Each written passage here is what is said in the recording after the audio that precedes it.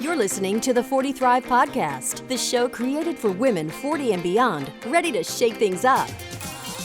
And now, your host, Jackie McDougall. Hi, and welcome back to another episode of 40 Thrive. Question for you. Have you joined our free and private Facebook group yet? Come on over and say hello. It's all about support, lifting each other up, and just really celebrating and commiserating this life over 40. There's a link to join in the show notes at 40thrive.com/episode 78, or you can simply go to Facebook and do a search for 40 Thrive and the group will pop up. I'd love to see you there. On today's episode, I'm talking with Jennifer Louden. She's a personal growth pioneer who helped launch the concept of self-care with her first bestseller, The Woman's Comfort Book. Since then, she's written 6 additional books on well-being and whole living, with close to 1 million copies of her books in print in 9 languages. Her newest book is called Why Bother? Discover the Desire for What's Next. Jennifer has also spoken around the world and has written a magazine column for Martha Stewart magazine. She's been quoted in 2 of Brene Brown's books and has appeared on hundreds of TV programs, radio shows, and podcasts, and yeah, even on Oprah. I'm not sure if you heard of her. Oprah, maybe? You can actually get Why Bother free on Audible. I have to say, the audiobook is fantastic. Jennifer's got that cool raspy voice, so it was really fun to listen to. Get a free trial of Audible that includes 1 credit, good for any premium selection titles that you like, yours to keep. You get 2 credits actually for 2 books if you're a Prime member. The Audible Plus catalog, also of podcasts, audiobooks, guided wellness, and Audible originals. You can listen to those all you want, no credits needed. And my favorite thing is that they send out an email before your trial is over, so you don't get caught going, oh, I meant to cancel that, and I didn't get a chance to. No, don't worry about it. They'll let you know. That is so key for someone like me who always forgets to cancel those free trials. But you probably won't want to because Audible's awesome. The way to get that free trial is audibletrial.com/40. That's audibletrial.com/40. That's it. All of it. Free for a month. All right, enough yapping. I hope you enjoy this conversation with Jennifer Louden. Jennifer, welcome to 40 Thrive. Oh, I'm so excited to be here and get to connect with you. First of all, congratulations on all of the books. And most recently, I love the name of your new book, Why Bother? Thank you. Because I think if you're a woman over 40 and you haven't actually used those words, then you're lying. You know, it's interesting. I think the most common reaction is I've underlined so much, I might as well just underline the whole book. Right. But the other reaction I get is I had to put it down because it freaks people out to ask the question. Some people aren't ready to ask the question. I've had people say, no, I got it. I got started. I got so freaked out, especially during this pandemic bizarreness. And now I've gone back to it because I'm ready. So I think there's something self-protective sometimes in us about going, I just can't go there yet. And I love that you said that because sometimes it's okay. Oh, sometimes it's essential. Exactly. Like this may not be the season for you to bother. I was talking to a girlfriend right when it came out. She asked if she could read it and we run together. And at first she was just blah, blah, blah, blah, blah, blah, about the book and no one hardly had read it yet. So I was so excited. And so she stopped talking about it. And I was like, oh my God, does she mean it? And finally she fessed. She said, Keith, her husband, also a friend, is reading it and loving it, but I had to quit because I don't want to ask the question. You know, it turned out that it worked out for her. She didn't want to ask the question about work. And it turned out that she finally got a job within the large corporation she works that she thinks is going to be a lot better and she's excited about, right? Right. You know, at some point we do have to say, how long am I not going to ask? And is that going to be okay for the long term?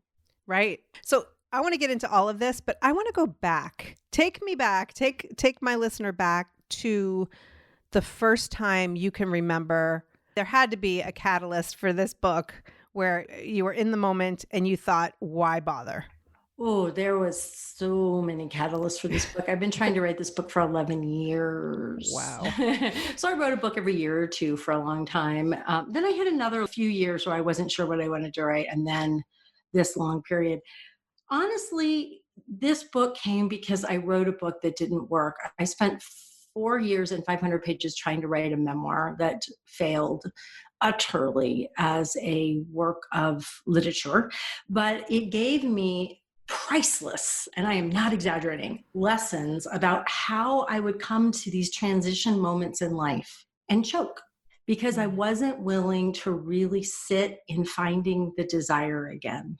And I would go for what was familiar or what was good enough, or I jigger things a little bit.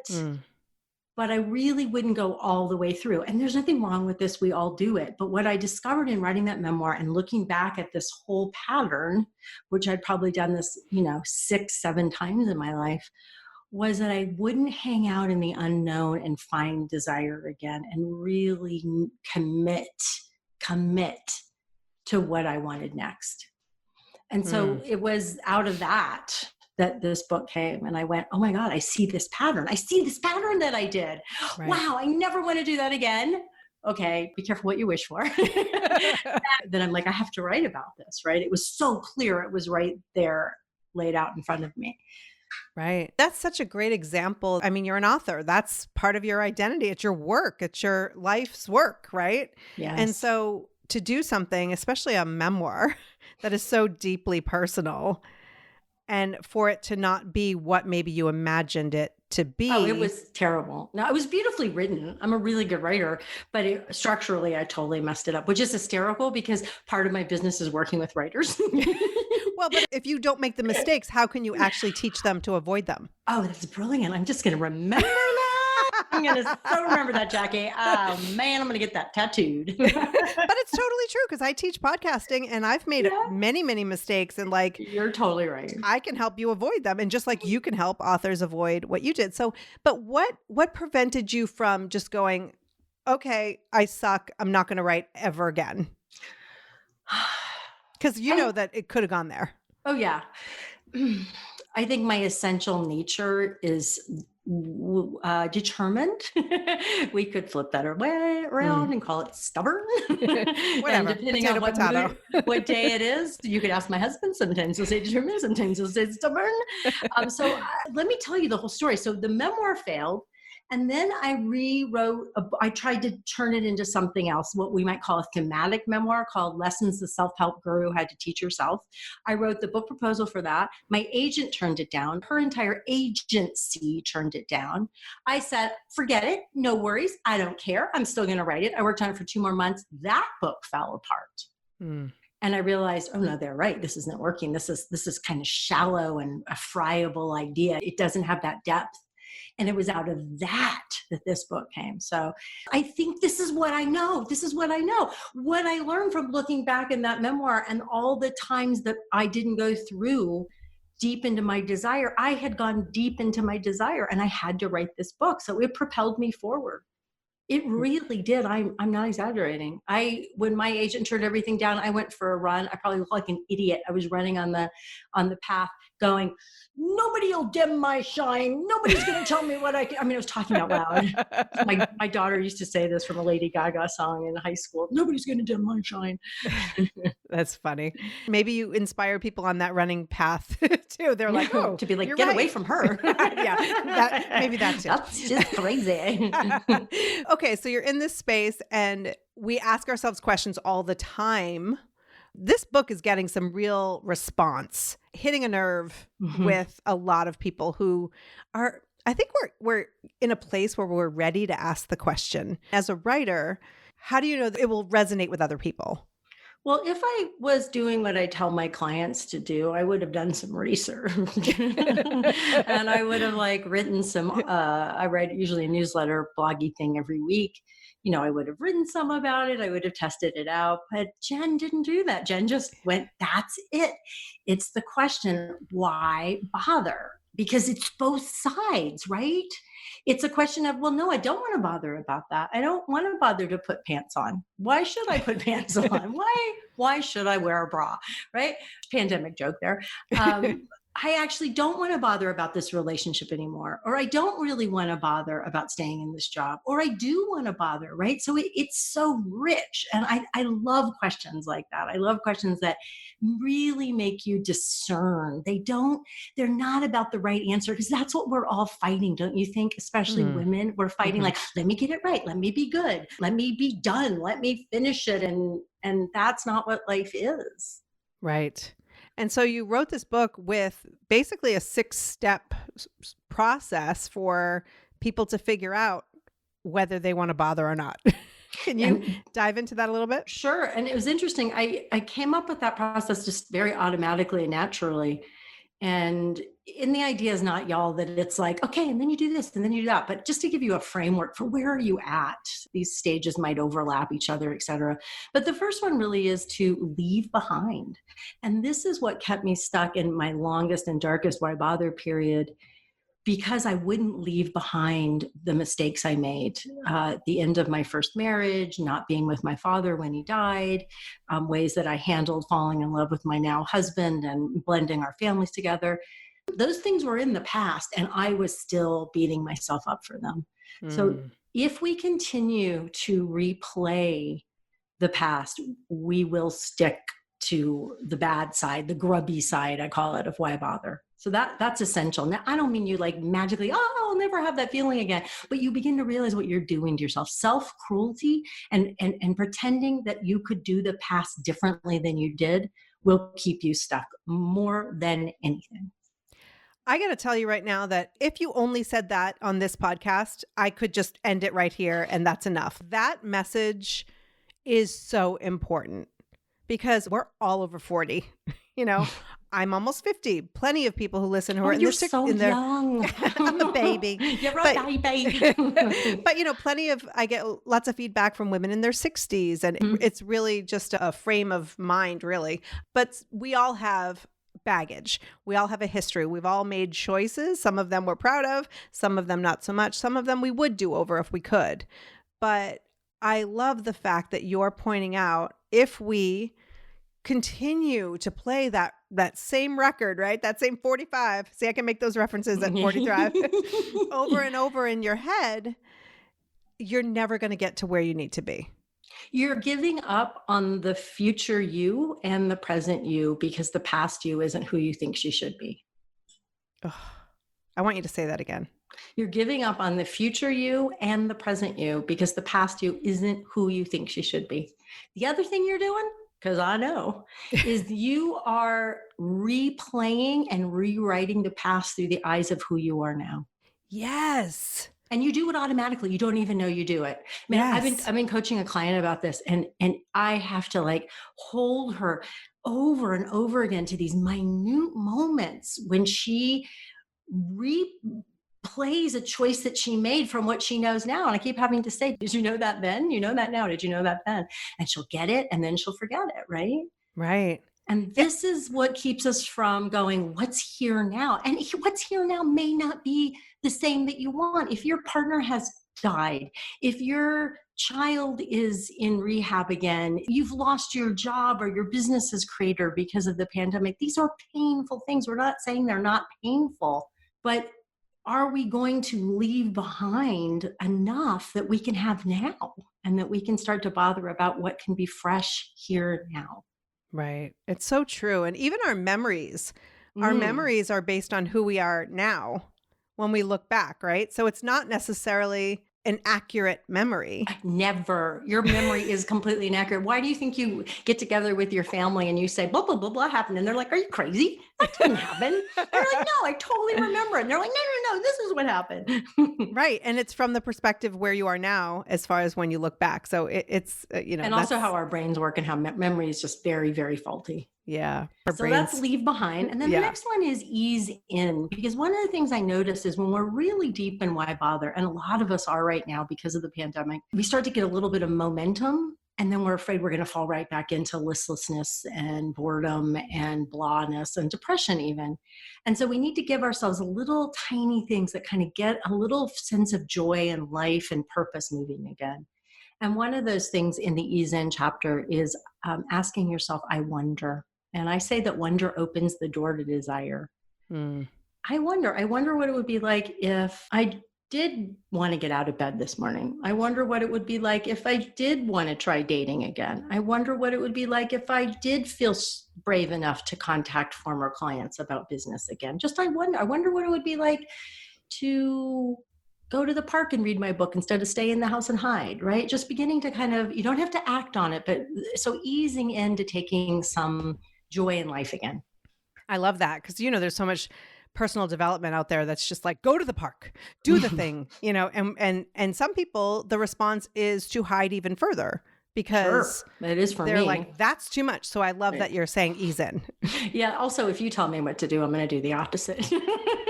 Seriously. I'm such a rebel. I was just talking about that this morning at my workout class, oppositional defiance disorder. I have 10 older siblings. Oh my gosh. I was programmed to like all these people telling me what to do. Like, oh no, you don't tell me. Don't you tell can me. Suggest it. Yeah. So yes, I wonder. So ease in. There's some other ideas in there, self-compassionate grit, and this combination of being very kind to ourselves at the same time that we're gritty. And that's all in the ease in chapter, right? Chapter. And then, then where do we go? Then we settle down. Again, a deeply learned lesson in my life when I was in that longest of my why bother periods is I would start to move towards recreating myself and figuring out what I really wanted. And then I would distract myself. And at the time, my mom was falling into Alzheimer's. So it was really easy to fall into being a martyr and running over to do something for her. She lived about a mile away at that point. It's very easy for us. Oh, yes, I'm going to sit with myself. I'm going to settle down. I'm going to just calm my nervous system down. Oh, but wait, did I start dinner? Oh, but wait, my daughter's texting me. I better grab the phone real quick. I mean, what would she think if I didn't text her back right away? Right. So we just start to live this life where we're pinging and responding and scattered. Yes. And days and weeks and months can go by and there's no sense of anybody home. And if nobody's home, how are you going to know what you want to bother about? That's interesting. So settle down. Settle down. Yeah. It doesn't have to be meditation and it doesn't have to be quiet. It can be whatever way you look. Yeah. But it has to be not being distracted, pulled, responding. Yeah. Every single moment. And then after settle down is the heart of the book, and that is the chapter on desire. And desire is a weird word. It freaks people out. They think it's about sex. It could be about sex. But yeah, I was like, sometimes it is. Yeah, I hope sometimes it is for everybody. But mostly to me, it is the core of letting life live through us, letting life bring us alive, letting our natural curiosity and desire to experience and connect and express ourselves come alive. And we block it and we judge it and we cut it off, and we're taught to judge it and cut it off. So it's beginning to do little experiments and beginning to have a relationship with wanting. And wanting is different than clinging and going, this must go the way that I want. It's much more dynamic, and it's not attached to outcome. Do you have any exercises in the book to kind of help people get back in touch with what they want? Because that's one of the things I hear a lot is I don't even know what I want. Yes, me too. Very, very common. That's our fear of desire. It's been sort of scared out of us, or desires become a commodity. It's something that's sold to us. You should desire this house or this car or this face or this body or this, whatever, jewelry. One of the things, there's a lot of things in the book, but one of the things that I really love is a desire retreat. And so you set aside a period of time, like start small, 2-3 hours, clear beginning, clear end, and no appointments, no commitments, no shoulds. And you just keep asking yourself, what do I want? You may not want anything, but you're going to start to awaken the ability to want. You may start to make toast and go, oh, I don't want the toast. Leave the toast. You can clean it up later. Oh, I really want to take a nap. You lay in bed. Oh, I can't go to sleep. I don't want to take a nap. I really want to paint. Oh my God, I don't want to paint. I won't be able to do it. Well, let's just follow the desire to get the paints out and see. So that's a really powerful practice. It's very simple, and it can really awaken desire in a wonderful way. Yeah, that's fantastic. And 2 to 3 hours, I think we can all basically carve that out versus like you say retreat and I see myself in Bali, Yeah. Well, that would be nice too. Let's start with 2 to 3 hours, not making the toast. So what happens after we have now discovered our desire? We know what we want. What do we do? Well, then the big thing that I say is what we don't want to do is make a plan, because we're still in this waking up our bother and waking up this relationship with desire. So what we tend to do at this point is make a big, scary plan. And that plan usually at this point is going to be too small for who you are becoming, right? It's a safety. It's a going backwards into what I call your emotional immune system. So the next step is become by doing. It's doing little experiments. It's trying things. It's trying things that expand your emotional immune system so that you're more capable and more confident to do the things that maybe you really want to do, but you still aren't sure are possible. And then our last stage is be seen. And as I always say, it's the shortest chapter in the book because it's the hardest thing for me, believe it or not, which is funny after 30 years in writing and speaking and teaching. But it's really to let yourself be seen by a person or people that you feel safe in who you're becoming and desire. Whether it's saying to a dear friend, I'm trying to write a novel, and letting someone else see that, or letting someone see you in your vulnerability. Yeah. It's a very important way that we can go back into why bother without realizing it by hiding our desires and our process from other people. Right.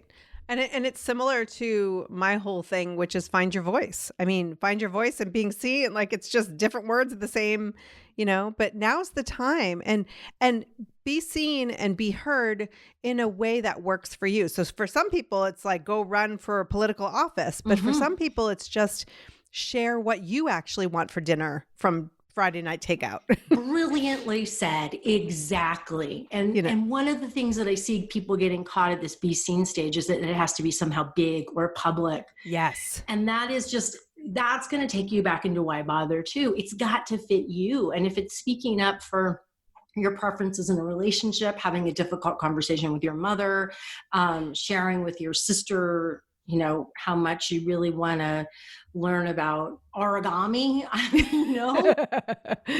yeah. But just owning, it goes back to the desires, right? Now you've discovered what you truly want, owning that and being comfortable with that, even if the people around you aren't necessarily on board. Especially, and even if those desires change. Because here's the thing about this little moment of getting your bother on that I've tried to elucidate in the book that I think we've been missing and talk about transitions is we think that once we desire something, it's got to become our thing. Yes. It doesn't. It's got to feed the life that you want. That's what we're trying to rediscover when we're in Why Bother. What's going to feed me and give me the energy and the gumption if I do want to make big changes? And maybe I don't. Maybe I'm like, wow, I actually am okay with the relationship. I'm okay with the job. But now I realize I really want to bother in my garden, or I really want to bother getting out the vote, for example. Right. Yeah. Absolutely. I have my theories, but why do you think when we do find something that we desire, that we want in our lives, that we then assume that we have to want that for the next 20 years? It's certainty. Our brains like certainty. That's one of the reasons why this time in history is so difficult for us, because we have no idea when it's going to end or how it's going to end. And we're not built for that long term, or just we've been prey, in addition to being predators, we've been prey. And so in our bodies is that memory in our brains. And so we're like, I want this, so let me make it into a thing I can count on. And it's also part of how we work, like our sense of identity. Like we're always trying to make an identity that we can hold on to, even though we really don't have a self, probably. It's just a story we tell ourselves. So it's just, I think it's a function of how we've evolved. Yeah. I also think it's how we've been programmed. So like when we were younger and it was like, what do you want to be when you grow up? And it was just the one thing. And then, I used to joke, like, it was like that sliding down the dinosaur and the Flintstones, right? Like punching the card, and that's what you do for 40 years. And then you have maybe a pension or whatever it is, and you retire. And it was all mapped out for, I think, the kids of the 60s, 70s, 80s. And now life does not work like that anymore. It's the uncertainty where we can find what truly lights us up. I think you're totally right. And I also think another reason is that we're very programmed in this time. And like, we're all made of culture. Like our personalities are 93 to 98% culturally determined. So this is very much a Western phenomena. And the Western phenomena is productivity. So desire for desire's sake, like for me to go down in my basement and play in my art studio and then not be able to sell it. or give it away. Just be like, well, I really don't care if anybody ever sees that. In fact, I hope nobody ever sees it. But boy, it was fun making it, right? That really goes against, everything needs to be making us better and faster and stronger and richer and prettier. How do you not have an Etsy store for that painting? Exactly. You just sell it. I remember there's a story in the book when my daughter loved to sing, and she has a beautiful voice. And a friend's like, oh my God, she has to have voice lessons and you have to do something with that. I'm like, ew, get away. She's singing. She's a kid. She's singing. Let her sing.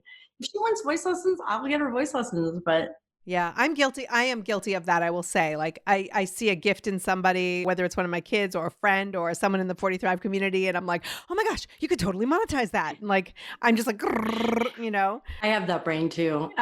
There's a lot of gift in that. I mean, I've obviously monetized my gifts, but there's also a danger.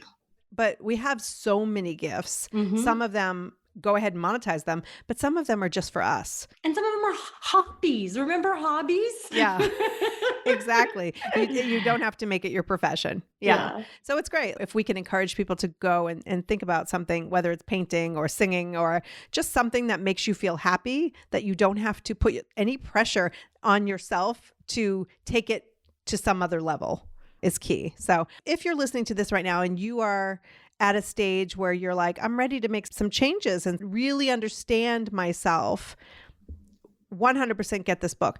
If you're not yet there, 100% get this book anyway. Because I love that. Thank you. You're welcome. And I think that it's one of those things where you may have to take it in nuggets and little pieces and then reflect on it. It's not necessarily a start today and finish by next Sunday.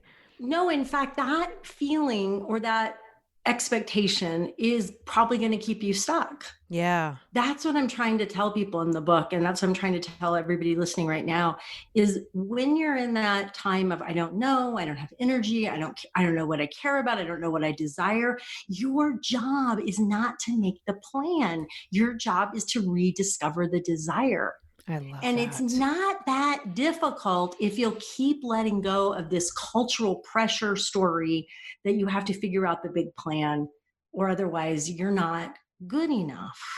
Right. There's nowhere to get to. Right now, the place to get to is loving your life again. Yeah. And this is the perfect time for it because a lot of people are working from home. They're not commuting, whatever your circumstances are. It's a great time for self-reflection and just to sit in it for a little bit and not have to do something. It really resonates with me because I am a doer and I'm at a place like getting closer to 50 that I don't necessarily have to accomplish for me to be valuable. Mm.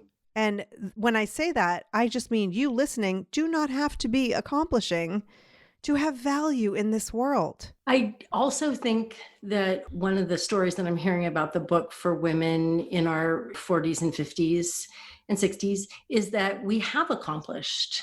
And now we're like, there is something more. There's a lot more left in me, but it's got to be really connected to what I care about and value and desire, but I don't know what that is. And I can't keep doing what I've done, or I certainly can, but it's not filling me up anymore. Right. And I think the opportunity, but also the danger is, do we let ourselves be in this liminal space and really believe that there is a more and that we can find it, but that we may have to let go of some of what has been, how we have defined ourselves. Absolutely. I really appreciate your coming on. I think that the book is for everyone. I am going to have it on my nightstand soon. I was lucky enough to read it on my computer, but it's one of those books that you need for the highlighter. And people have been sending me pictures of all their flags and highlights and notes that they've written to themselves. It's very sweet. I like that. Yeah, it's awesome. And my favorite part of all of this is the fact that it was something that you believed you quote unquote failed that led to it. So if you're listening and you are in that space where maybe you feel like you failed, there's something else. There's something else. There is, if we let it. There really is, if we let it and we stop and we keep dropping our expectations of what it has to look like. I believe that too. Yeah. Jennifer, thank you. Thank you, Jackie. thank you so very much for listening. If you like this episode, please consider sharing with a friend. You know the one. She could really use more gratitude in her life right now. And until next time, take care and keep thriving.